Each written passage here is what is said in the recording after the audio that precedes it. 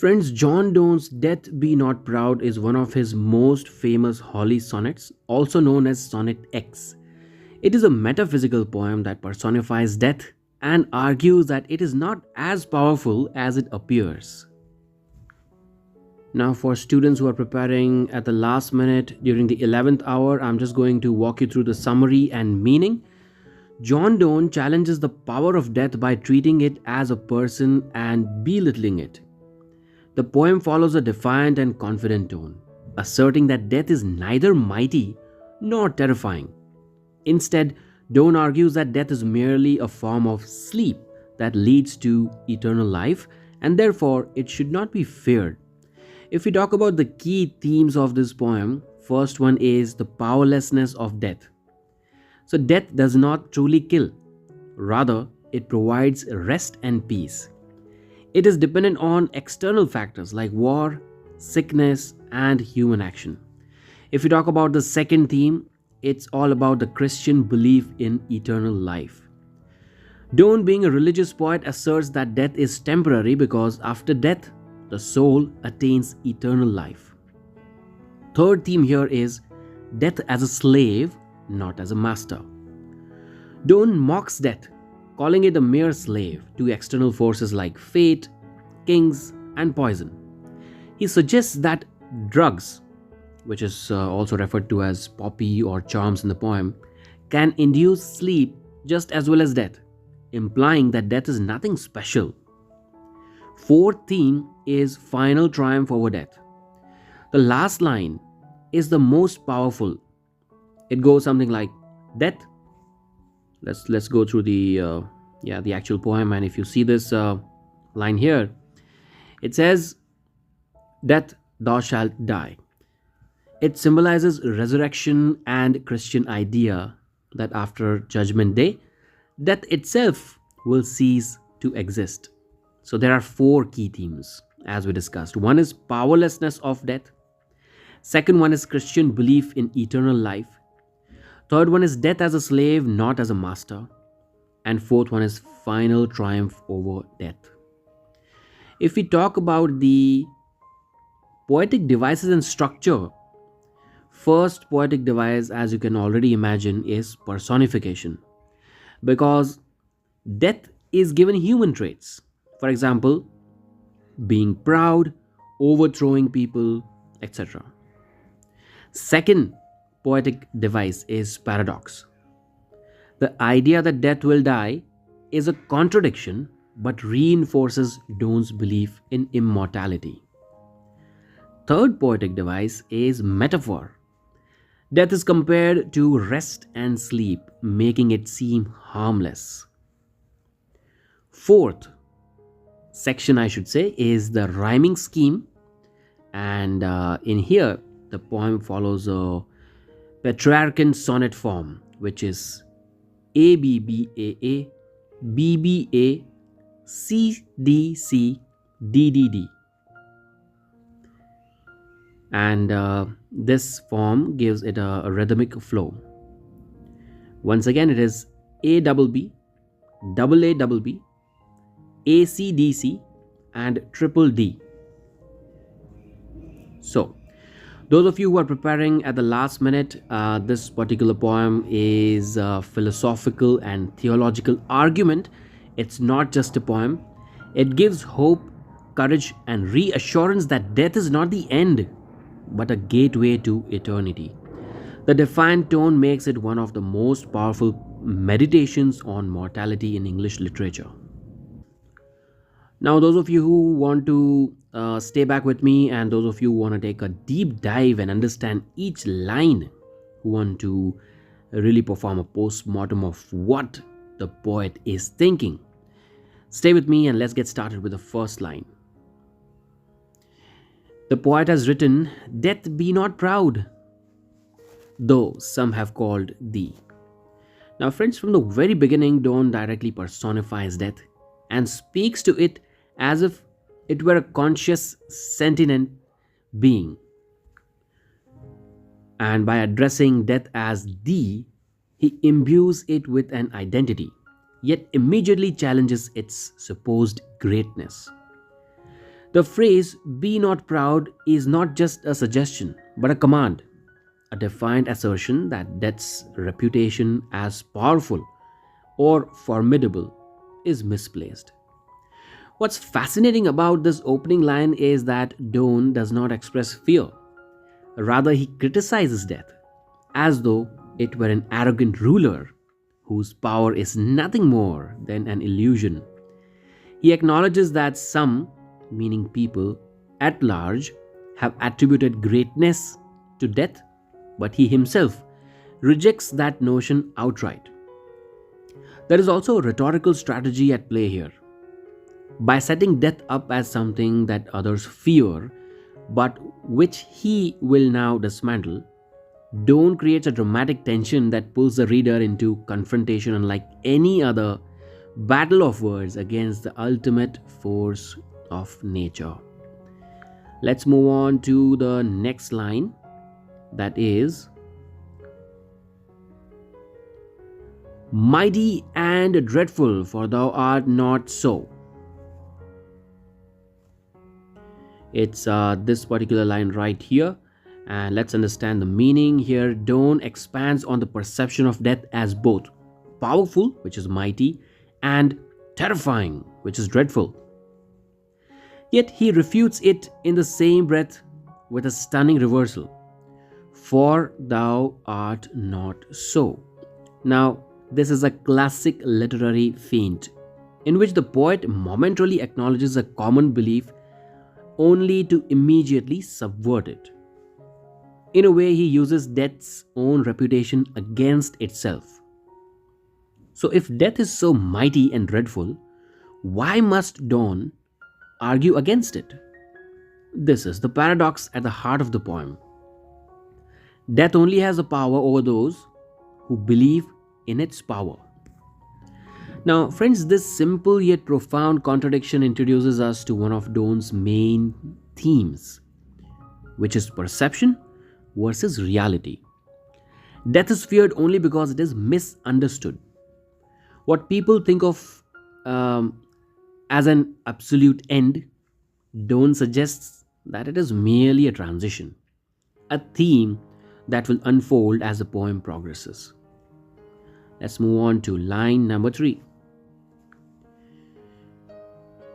The poet writes, for those whom thou thinkst thou dost overthrow. Now, friends, now at this point, Donne shifts his tone from simple defiance to outright mockery. He suggests that death suffers from delusions of grandeur. It thinks it overthrows people. Now, this word here, overthrow, is significant because it implies a forceful defeat, as in a military conquest or the fall of a king. By using this term, Donne subtly compares death to a tyrant who believes itself to be victorious over human lives. Because the use of thinkest is crucial, Donne is implying that death is not actually as powerful as it imagines itself to be. Now, in this line, he sows the seeds of doubt about death's power. If death merely thinks it is victorious, but in reality it is not, then what actually happens when someone dies? Now, that question lingers in the mind of the reader, that is you and me. Let's move on to line number 4.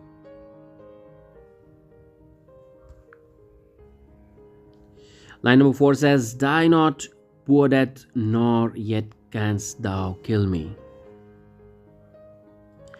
Now, this is a paradoxical stroke of a genius, because a statement that seems contradictory at first glance, but you'll observe that it reveals a deeper truth.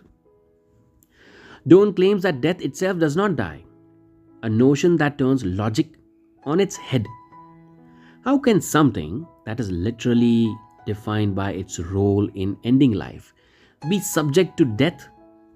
He follows this with, nor yet canst thou kill me, an assertion that carries both philosophical and theological weight. Now, friends, in the Christian belief system that Donne adheres to, as we already know. Death is merely the transition from physical world into eternal life. Thus, it does not destroy but rather liberates. Additionally, calling death as poor death is a devastating insult, isn't it? It reduces what is supposed to be the most feared force in existence to something almost pitiful. Rather than fearing it, Donne pities death because it has been misunderstood and falsely glorified for far too long. Moving on to line number 5.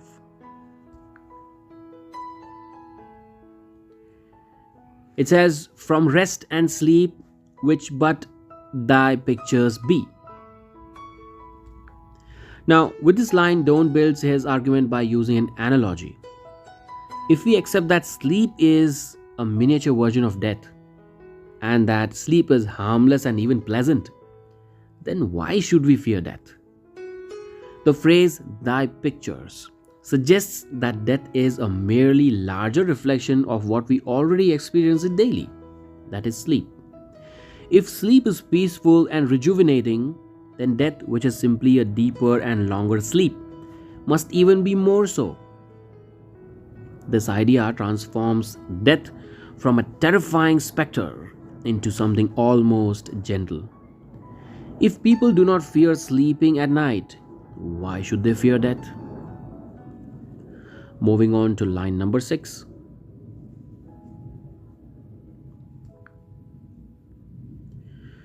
"Much pleasure then from thee much more must flow." Now, Donne doubles down on his analogy by drawing an inescapable logical conclusion. Since sleep brings pleasure and death is merely a greater sleep, then death must bring even great pleasure. This is a direct reversal of the common perception of death as painful, tragic, or sorrowful. Instead, Donne argues that it should be welcomed, as it brings a deeper peace than any earthly rest. Now, the use of "must" here is also striking. Donne is not making a mere suggestion, he is asserting certainty. He presents this as an irrefutable truth, not just as comforting idea. Moving on to line number 7. He says, "And soonest our best men with thee do go." Now, this line offers a powerful observation. The greatest, noblest, and the most honorable people often die first. At first glance, this may seem like a lament, but Donne turns it into a strength. Rather than seeing early death as a tragedy, he suggests it is actually a privilege. If the best men are taken first, perhaps that means death is a reward rather than a punishment. In this interpretation, death does not claim people because it is cruel, but because it is merciful. This idea turns our entire perception of morality upside down. Line number 8. "Rest of their bones and souls delivery." Now, here Donne reinforces the dual nature of death. On one hand, it grants the rest to the body. On the other, it frees the soul. The word "delivery" is significant because it suggests a positive moment, like being rescued or transported to a better place, rather than, seeing death as an end. Donne suggests that it is a new beginning, a spiritual liberation. Now, if we just try to reflect on the first 8 lines, at this point, Donne has completely reframed death. It is no longer an enemy, but a misunderstood force, not a destroyer, but a deliverer. Rather than fearing death, he diminishes it, mocking it, and ultimately strips it of its supposed power. Each line, you must have seen that, it builds upon the last, creating a philosophical and theological argument that is at once defiant, profound and transformative. We now proceed to the second half of the magnificent sonnet, where Donne continues his relentless attack on death, destructing it even further with logic, theology, and poetic brilliance. Line number 9. We were at this place, and line number 9, it says, "Thou art slave to fate, chance, kings, and desperate men." This line delivers a devastating insult to death again. Donne demotes it from a feared ruler to a mere slave. Instead of being an all-powerful force that chooses whom and when to strike, death is at the mercy of external forces. And which are the external forces? First one is fate, the predetermined course of events. Death does not decide when someone dies. Fate does. Second one is chance. Accidents, randomness, the unexpected. Death is often just a consequence of coincidence. Third one is kings. Monarchs dictate wars, execution, and laws. Death follows orders. It does not lead. And the last one is desperate men. Those who commit suicide or murder decide when death acts. Death does not control them, but is used by them. Now, friends, the sheer mockery here is astonishing. Death, which is supposed to be unconquerable, turns out to be weak, passive, and dependent. It does not command, it obeys. This line also introduces a major theological and philosophical argument. And that is, if death is merely a servant to these forces, then it is not an independent power at all. This means that people die because of circumstances, not because death itself decrees it. Death is not an agent of destiny, it is merely a tool. Moving on to the next line, line number 10. "And thus with poison, war, and sickness dwell." Now, having stripped death of its independence, Donne now reveals where death truly resides. Not as a godlike figure, but as a common presence amongst the filth and destruction of the world. Now, the choice of words here, my dear friends, is crucial because he has used the word poison, which means death lurks in cowardly, underhanded methods of killing, such as assassination and slow, painful suffering. Second word, if you would have noticed, is war. Death is not a warrior, it is a simply dragged along force by human conflict. It does not cause war, it merely follows wherever war goes. And the third word which is used in this line is sickness. Death is present in disease, but disease itself is the cause. Death has no true authority, it is merely a bystander. Now, by placing death in the company of such grim and dirty causes, Donne makes it a very lowly, disgusting, and something that's dependent on misery to exist. Instead of being a noble force, it feeds off suffering like a parasite. And line number 11, "And poppy or charms can make us sleep as well." Now, this line delivers yet another unexpected blow.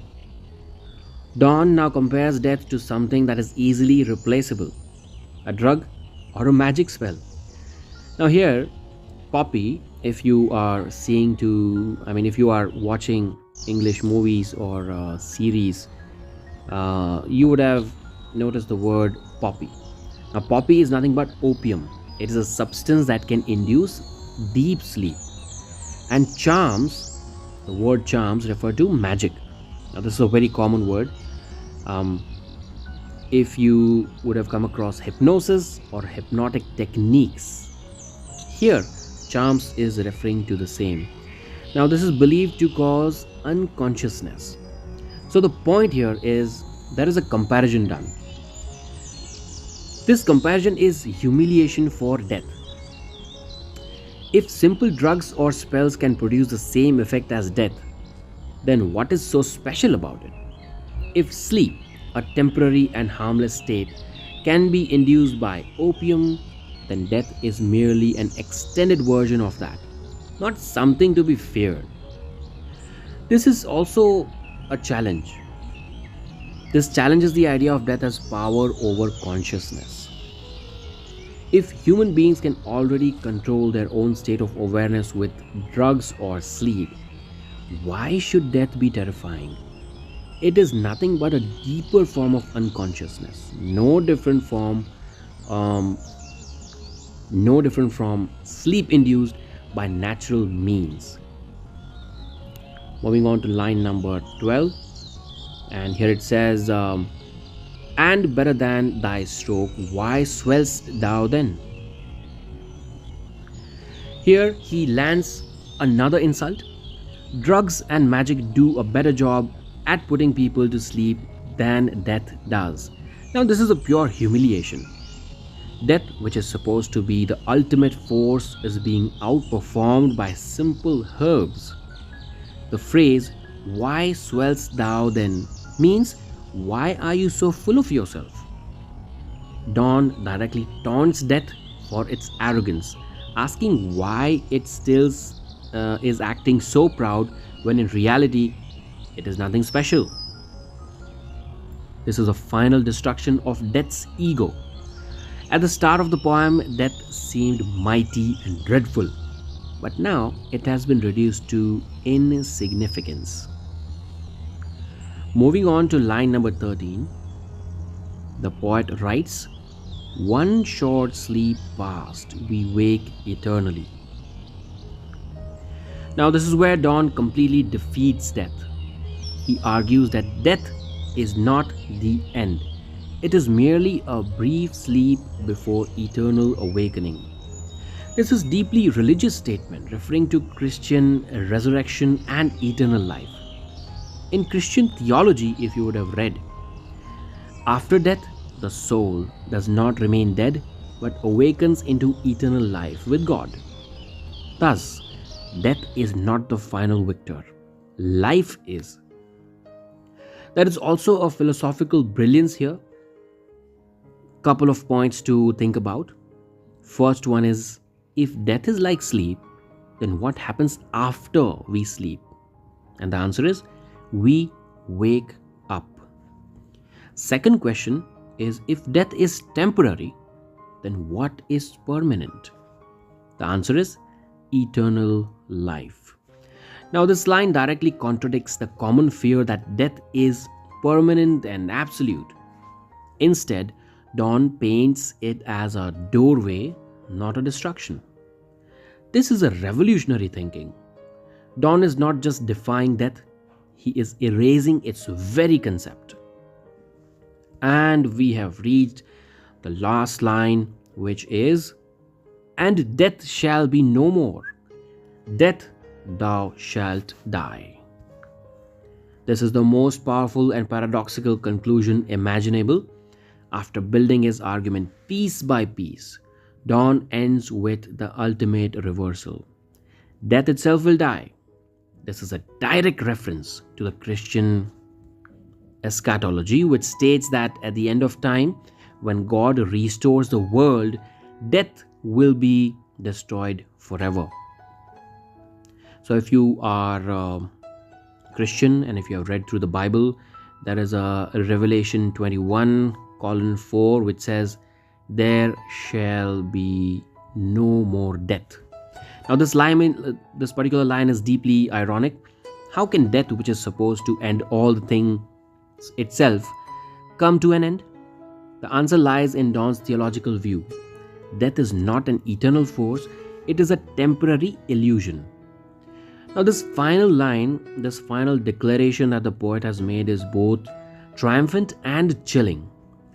Triumphant because it declares victory over the greatest fear of humanity, and chilling because it leaves us with a paradox. If death itself is destined to die, then what remains?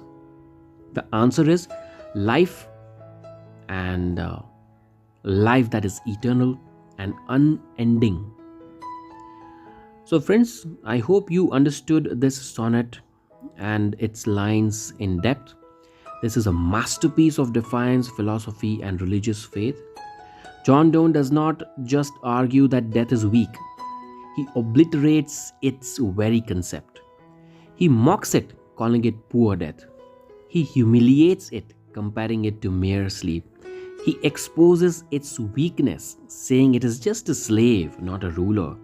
He proves it as an illusion, since eternal life awaits. And in the final line, he destroys death itself.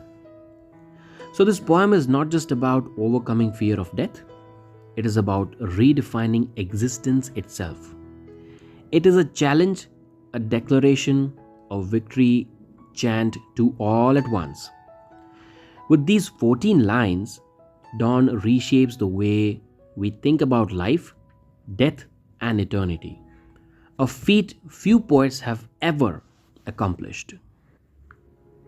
Now, friends, normally I talk about, I answer the very basic question at the beginning of the poem, and that is, why did the poet write this poem? Now, if you understand where the poet is coming from, if you know the history, if you know what made him think and write this poem on the paper, you are able to understand the poem really well. But for this one, John Donne, he was born on 1572 and died on 1631, long back. He was a metaphysical poet. What is a metaphysical poet? It means his work, if you read through his poems and his other works, it was deeply intellectual, complex, and philosophical. But Donne's poetry was not just an academic exercise, it was personal, raw, and driven by his own experiences. Now, what made him write this poem? Now, at the time Donne wrote this poem, he already faced number one, religious persecution. He was born a Catholic in Protestant England, a dangerous thing in those times. Later, he converted to Anglicanism, struggling with questions of faith and existence. Second thing that he experienced is severe illness.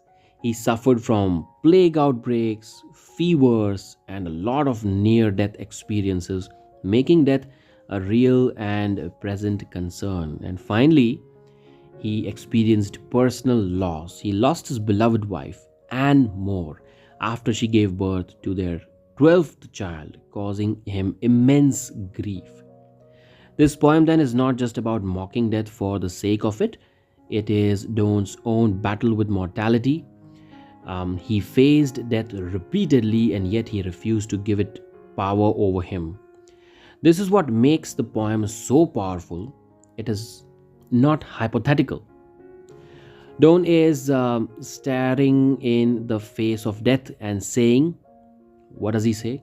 You do not own me. And there you have it, John Donne's ultimate defiance against death itself, a poem that doesn't just resist but obliterates the fear of mortality. Think about this for a moment. We spend our entire lives dreading something that in the end is nothing more than a passing sleep. What if Donne was right? What if death isn't the enemy we believe it to be? What if instead of fearing it, we understood it for what it truly is, which is powerless? Donne left us with something invaluable, a reminder that things we fear most are often illusions. And if death itself is nothing to be afraid of, then what else in our lives might we be overestimating? This is why poetry matters. This is why literature is timeless. It forces us to ask the questions we never dared to ask, and it gives us answers that change the way we see the world. Now let the words sink in. Now, I want to hear from you. What do you think about death after hearing this breakdown? Has Donne changed your perception? Let's start a conversation in the comments. If you found this video insightful, make sure to like, share, and subscribe because trust me, we have a lot more poetry, literature, and deep analysis coming your way. Until next time, keep questioning, keep exploring, and most importantly, keep living. This is your own professor signing off. You take good care of yourself.